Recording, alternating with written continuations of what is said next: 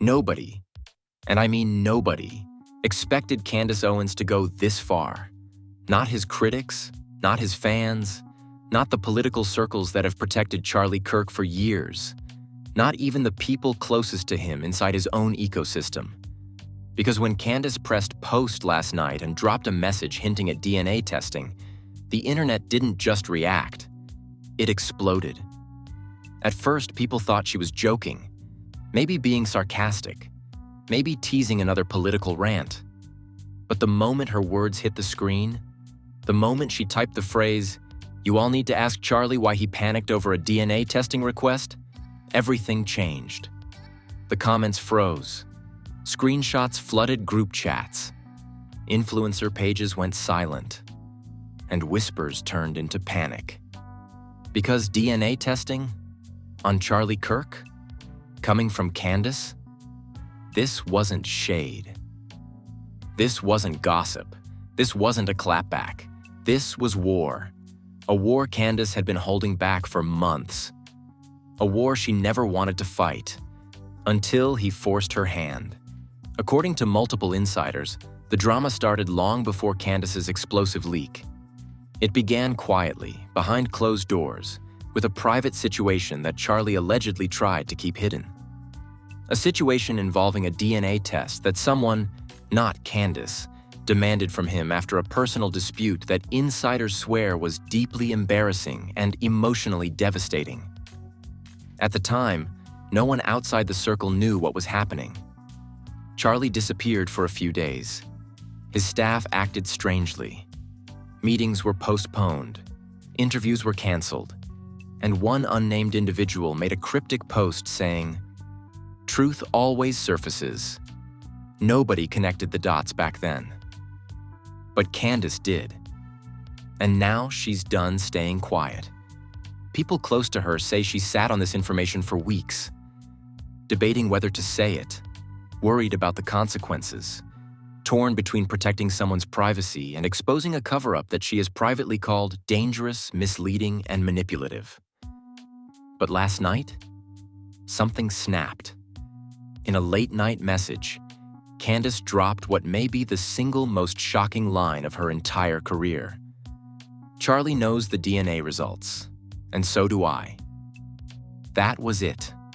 No extra context, no explanation, just that one sentence. And that sentence alone was enough to send every major gossip page, political commentator, backstage staffer, and conspiracy theorist into a frenzy so intense that within minutes, Kirk DNA was trending across X, TikTok, Instagram, and political Discord channels. People started speculating instantly.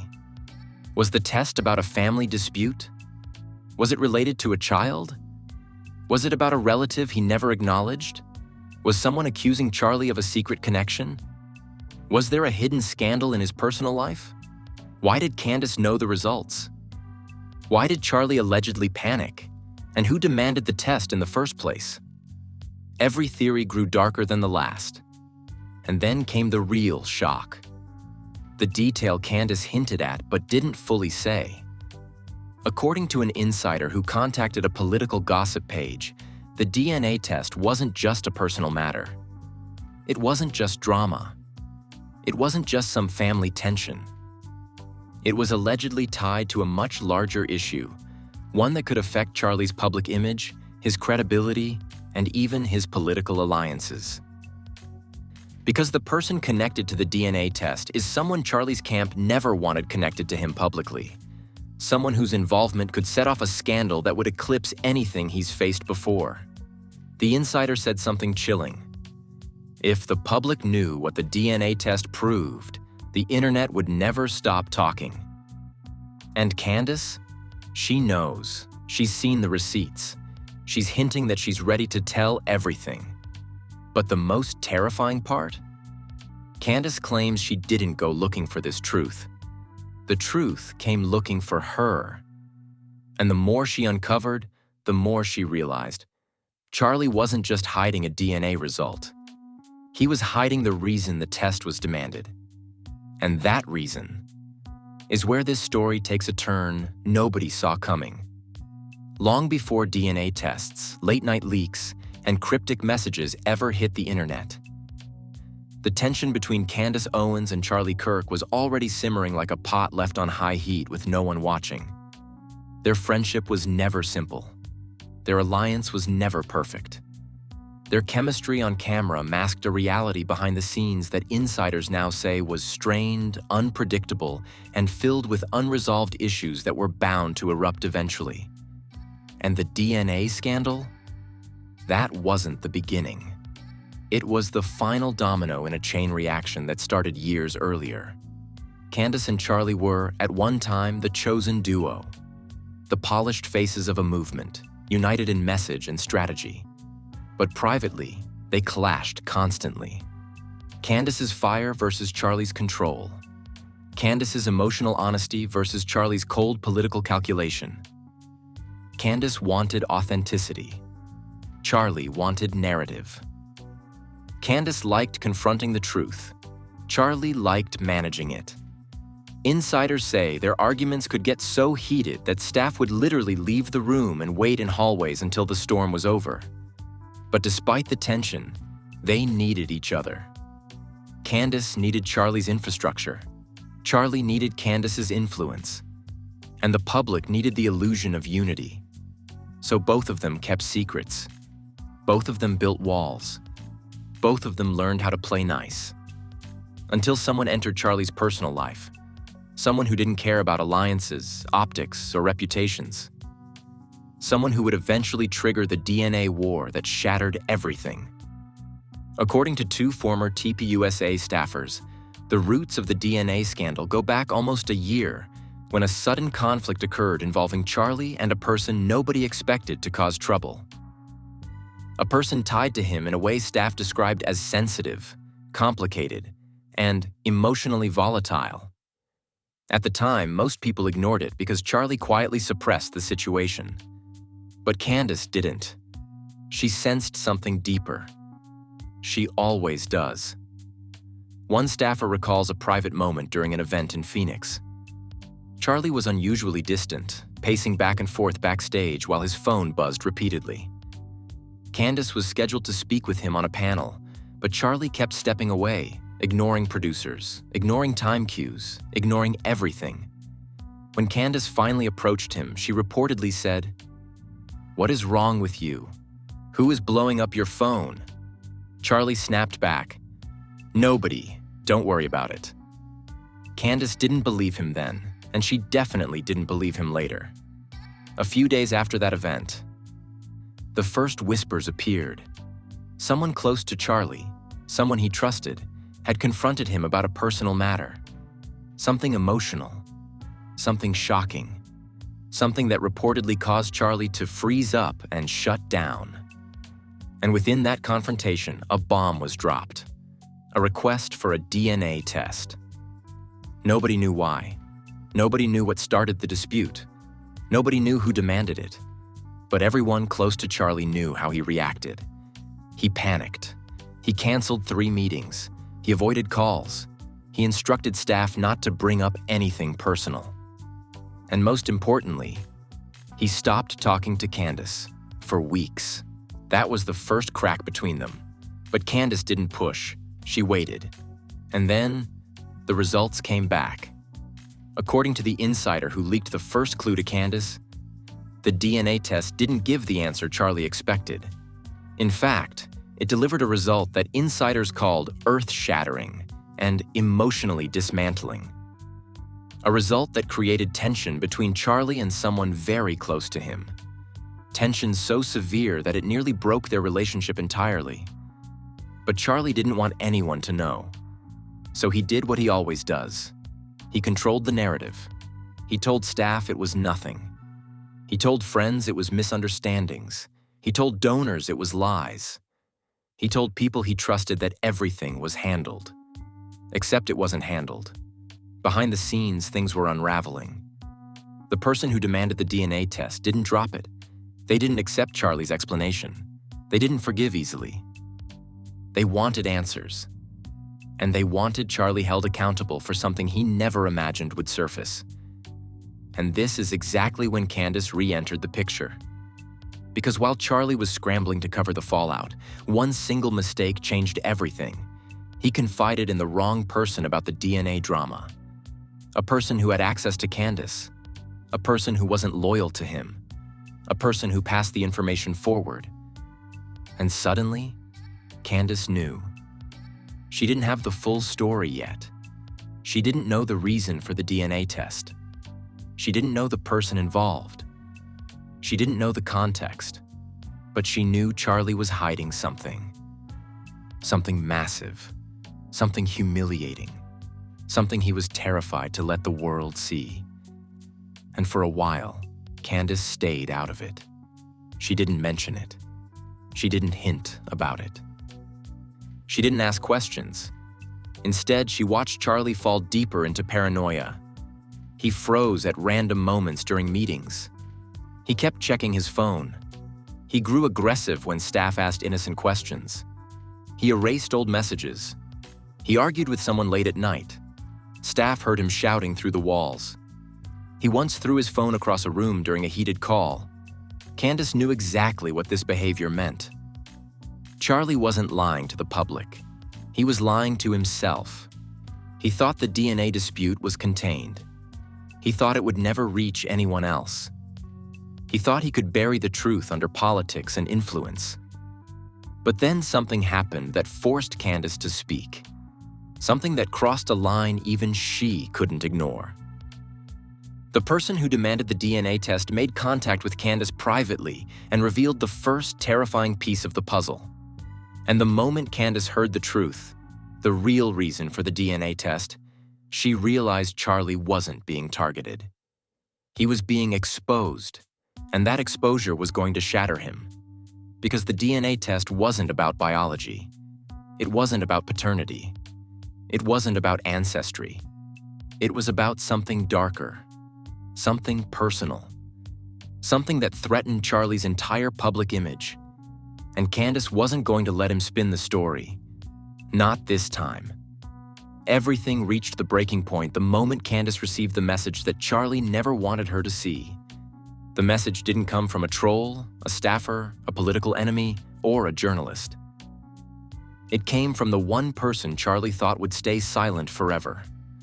The person who demanded the DNA test in the first place. And the message wasn't long. It wasn't dramatic. It wasn't emotional. It was 8 words. 8 words that flipped Candace's entire understanding of the situation. Ask him why he refused the second test. Candace froze. Second test? Charlie told everyone, that there had only been one request, one moment of drama, one test that proved nothing and settled everything. But now Candace knew. He lied. There wasn't just one test. There were 2. And Charlie allegedly refused the second one. Candace replied instantly, asking the only question that mattered. Why did he refuse it? The reply came 30 seconds later. Because he knew what it would show. Candace felt her stomach drop. Her pulse spiked. Her hands went cold. Because she suddenly realized she wasn't dealing with a simple private dispute or a misunderstanding or some emotional family argument. The DNA test wasn't vague. It wasn't random. It wasn't curiosity.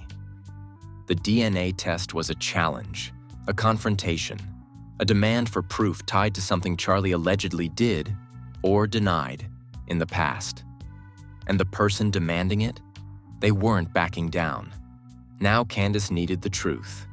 She needed the full story. And she needed to understand why Charlie, a man who thrives on control, lost control the moment DNA was mentioned. So she pushed. She typed, "Tell me everything. Start from the beginning." The answer didn't come in a text. It came in a voice note. A shaky, furious, exhausted voice Candace recognized immediately. Someone who had been around Charlie a long time. Someone who had dealt with his influence machine. Someone who knew how these political circles protect their own. And the voice said, "He told everyone the test wasn't necessary, but we know why it was." Candace listened in silence. The speaker continued, The first test came back unclear. The lab said additional samples were needed to confirm the pattern. Charlie refused. He said it was over. He said it didn't matter. But it did matter. Because he knew if they tested again, the connection would be undeniable. Candace whispered out loud. Connection to what? The voice answered immediately. To who? Candace stopped breathing, because now she understood. This wasn't about some random DNA detail. This wasn't about distant ancestry or some medical quirk. This was about a person, a specific person, someone whose identity, if confirmed, would upend Charlie's carefully crafted image, his brand, his legacy, his narrative, and everything he built.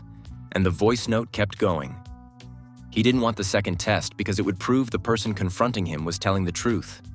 And once the truth is out, Charlie's entire world collapses. Candace's mind raced. Who confronted him? Who demanded the test? Who had the power, unemotionally, to shake Charlie like this? Candace texted back, "Tell me who the test was for."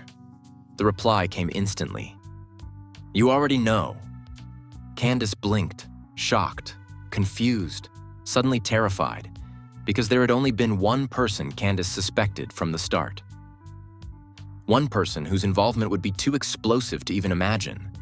One person whose name, if connected to Charlie through DNA, would devastate his public credibility, his private life, his marriage, his alliances, everything.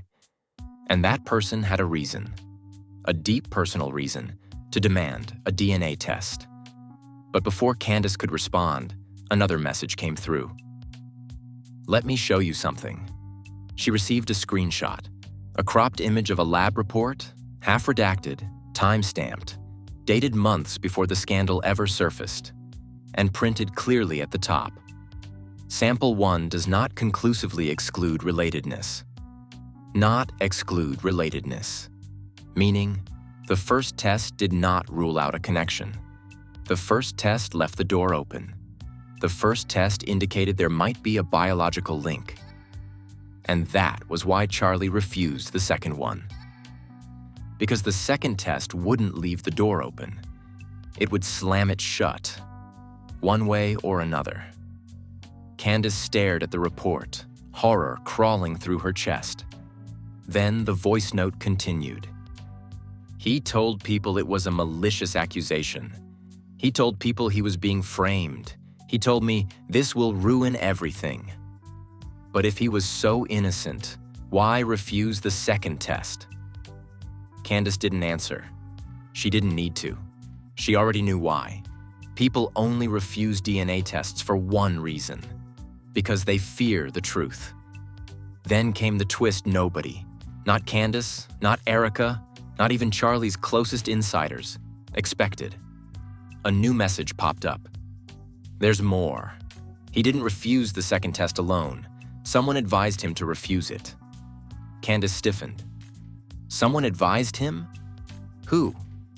Who had that kind of influence? Who had that level of access? Who had that emotional hold over him?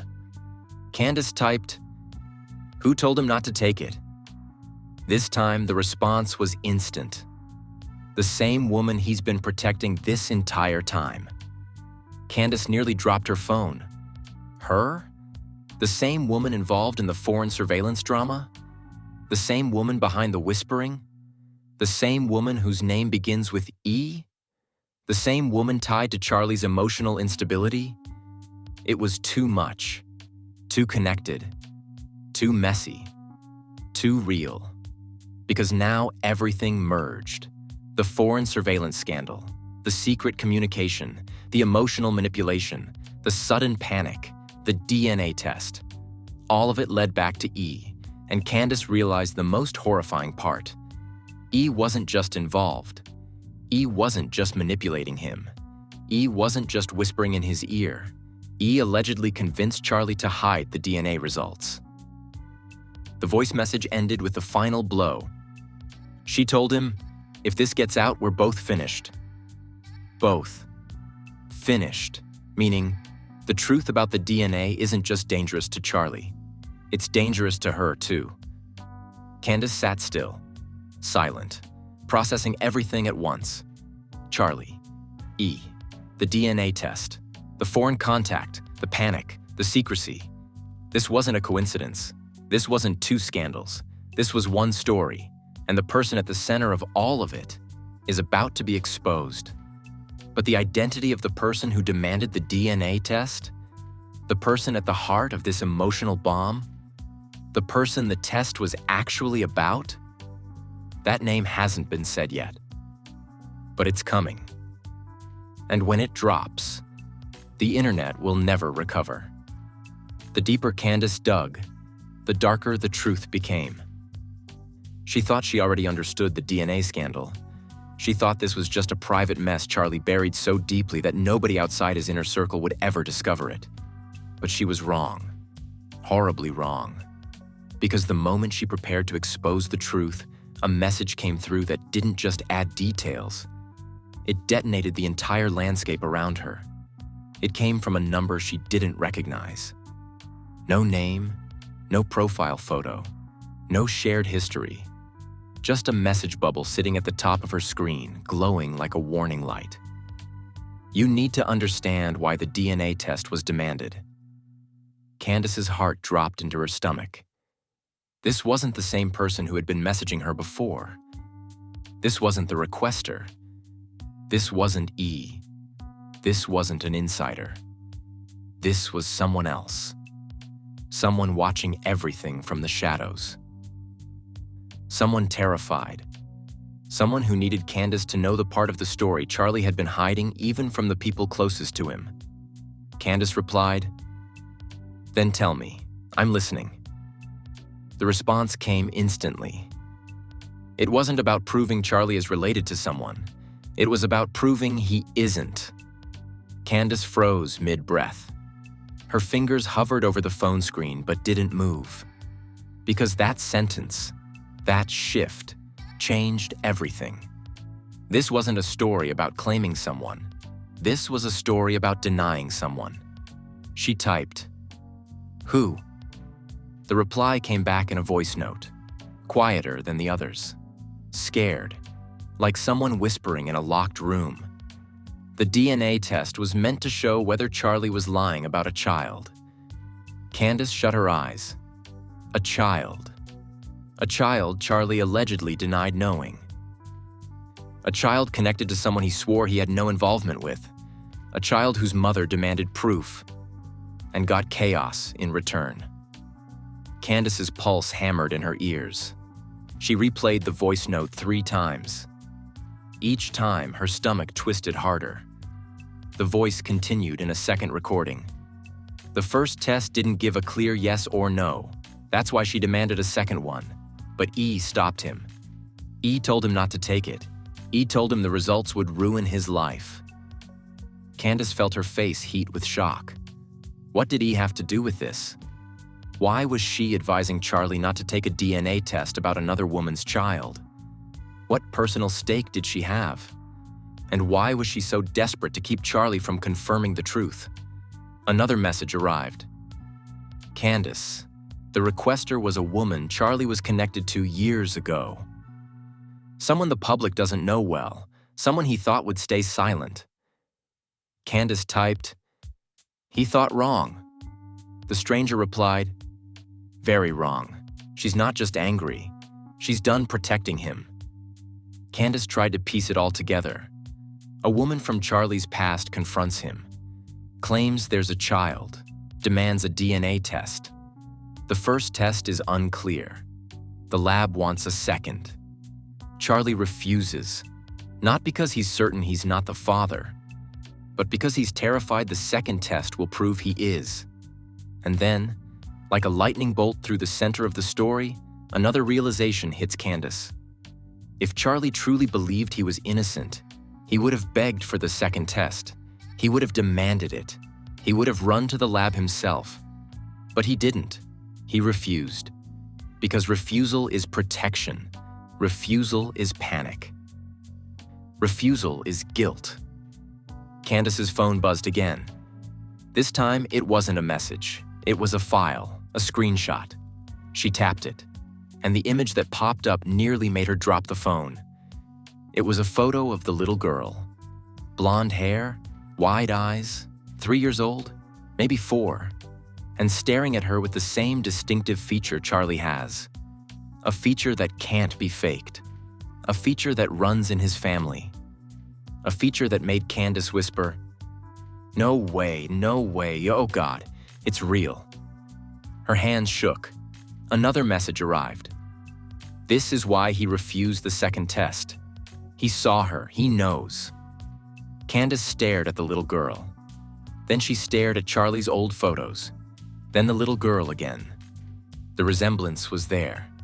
Not subtle, not vague, not questionable. Obvious. Painfully obvious. Candace held her mouth with both hands, trying to steady her breathing, trying to process what this meant. Charlie hadn't been avoiding the DNA because he was innocent. He was avoiding it because the truth was staring him in the face. Truth he didn't want to accept. Truth that would devastate his public image. Truth that would expose a personal scandal larger than anything he ever imagined. But the worst part wasn't the child. The worst part was what the stranger said next. Candace. Guess who introduced him to the mother? Candace froze. There was only one possibility. Only one woman whose involvement would make this situation explode even more violently. Only one woman whose connection to both Charlie and this child's mother would create the perfect emotional storm. Candace felt the answer clawing at her throat before she even typed it. E? 3 dots appeared. Then the answer, yes. Candace dropped her phone. Her head spun, her heart pounded, her entire world shifted. E wasn't just manipulating Charlie emotionally. She wasn't just whispering in his ear. She wasn't just involved in the foreign surveillance drama. E allegedly introduced Charlie to the woman who later confronted him about the child. Meaning, E knew the mother. E knew the child existed. E knew the DNA drama was real. E knew Charlie was hiding it. E allegedly helped him hide it. E allegedly convinced him to avoid confirming the truth. And now Candace understood why E fought so hard to keep this quiet. Because E wasn't just protecting him. E was protecting herself. If the truth came out, E would be exposed as the link, the connection, the facilitator, the woman in the middle of a scandal that could ruin both of them. Candace whispered to herself, "This isn't accidental. This is calculated." Another message from the stranger sealed the chilling truth. The DNA test is only half the story. The real twist is why E wanted Charlie to bury it. Candace typed, "Why?" The answer came in a single devastating message. Because E is tied to the child's father. Candace's world shattered. The internet isn't ready for the identity of E. The internet isn't ready for the real connection. The internet isn't ready for the truth behind the DNA drama. And the truth? This story is about to get even darker. Candace thought she had already heard the worst part. She thought the foreign surveillance, the denied DNA test, the emotional manipulation, the little girl's photo, the lies, the panic, the cover-up. She thought that was the peak. But she was wrong. Because when the stranger revealed that E was tied to the child's father, Candace felt something inside her snap, like her mind suddenly split into 2 worlds at once. The world she thought she knew, and the world she had just been pulled into. She typed back immediately. "Explain, now." The reply didn't come as text. It came as a photo. A blurry image of 2 people, a woman and a man, sitting together at a table, faces leaned close, laughing the way people laugh when they have history. A secret history. A past nobody knows about. Candace zoomed in. Her breath caught in her throat. Because the woman in the photo was E. And the man. The same man who fathered the child Charlie was accused of being connected to. Candace whispered, "Oh God, she knew him. She looked again, stunned. The photo wasn't new. The clothes weren't modern. The quality was grainy. Early iPhone era, maybe. This wasn't some recent fling or random friendship. This was a long-term relationship. A relationship E hid. A relationship E buried.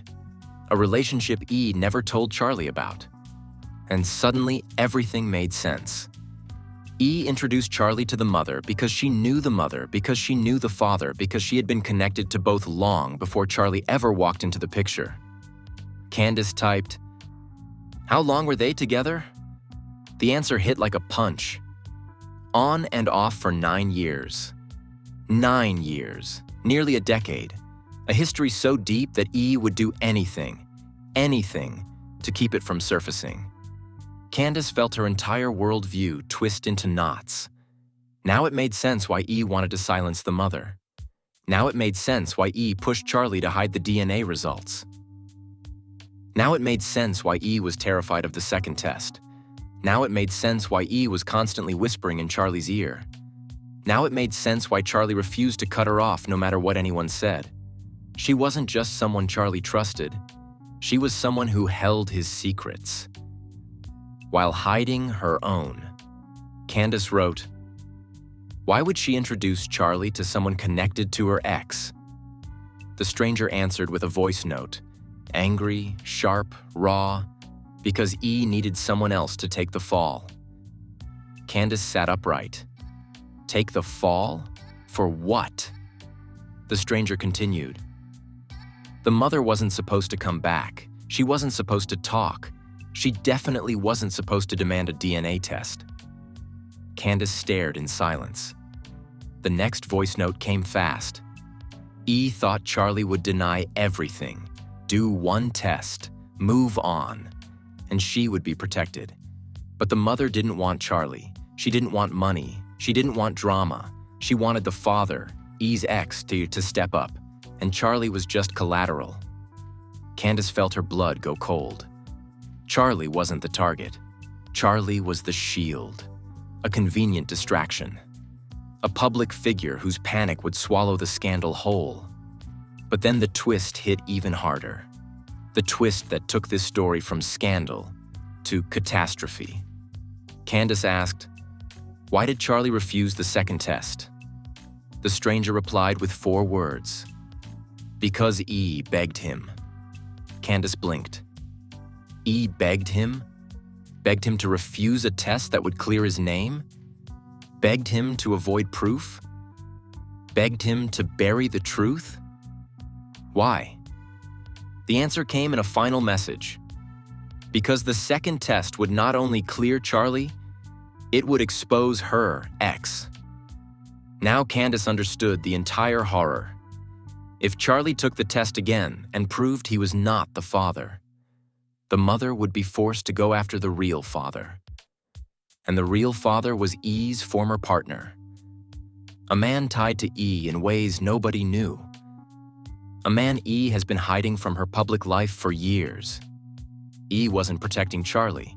She was protecting herself, her past, her secrets, her ex, her emotional history, her entire private world.